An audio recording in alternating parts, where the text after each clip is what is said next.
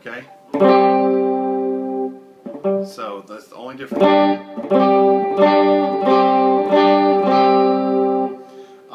My fifth position, which is going to be my D, what I'm going to do is I'm going to slide my pinky just back one fret. Okay, so now it's on the 7th fret on my B string. My first finger is actually going to hop up a string. Okay, so now it's on the A string, and what it's going to do is it's going to mute because it's resting against that D string, so it's going to mute it, and it's also touching the E string, so it's going to mute the top part too. Again, I'm just playing 3 strings here.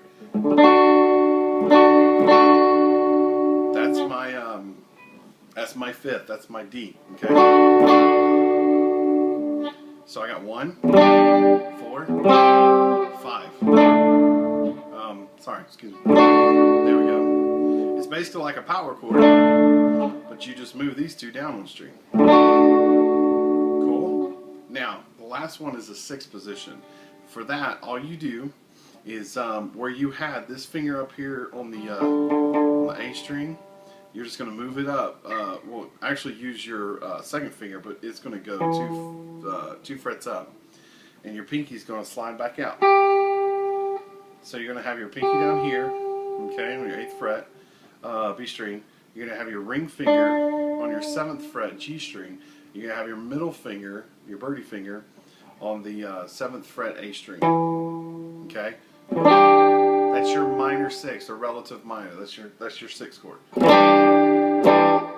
And so usually it goes like a 1, 5, 4, 6. For instance, I would just play it 1, then a 5, then a 4, and a 6.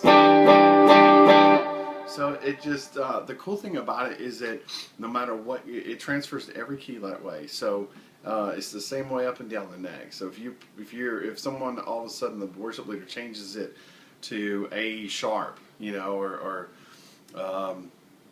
G sharp, something like that, then what you can do is just slide it down, and it still works the exact same way, still the same progression. So it makes it real easy on the fly. So definitely learn that.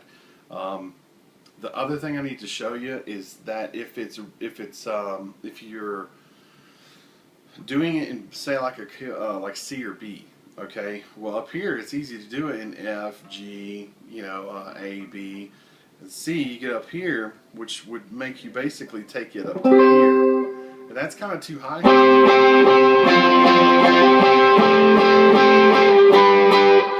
Kind of too high. So what depends on what I'm playing. If I need it up there, great.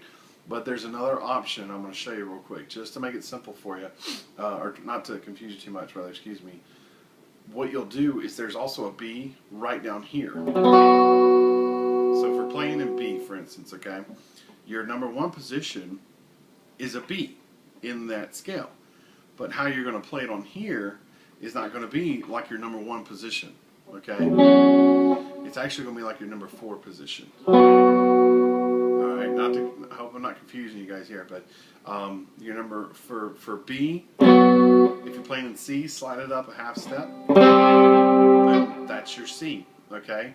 So for C, okay, so like say we're in C. That's your C. So excuse me, sorry. Okay, let me slide back down to B. So for your B, you got your B. Your number 4 chord in your number 4 chord in the key of B is going to be E. So your 4th is actually what you're going to do is you're playing your B right here. You're going to slide down 2 frets and put your middle finger right there like you're doing your first position. That's E. Okay, and then to hit your if you slide back up right here, then that's what your F sharp is.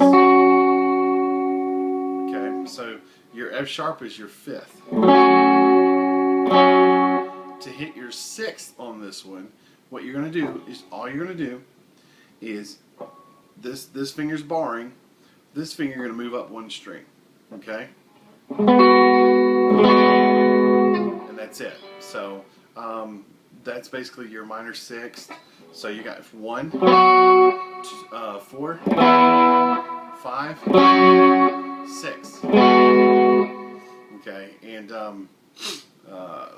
one more thing as far as like when you're playing in the key of D, which is, and the reason I'm telling you these is because they're on this string. You know, it makes it to where you can play in this part of the middle part of the neck here.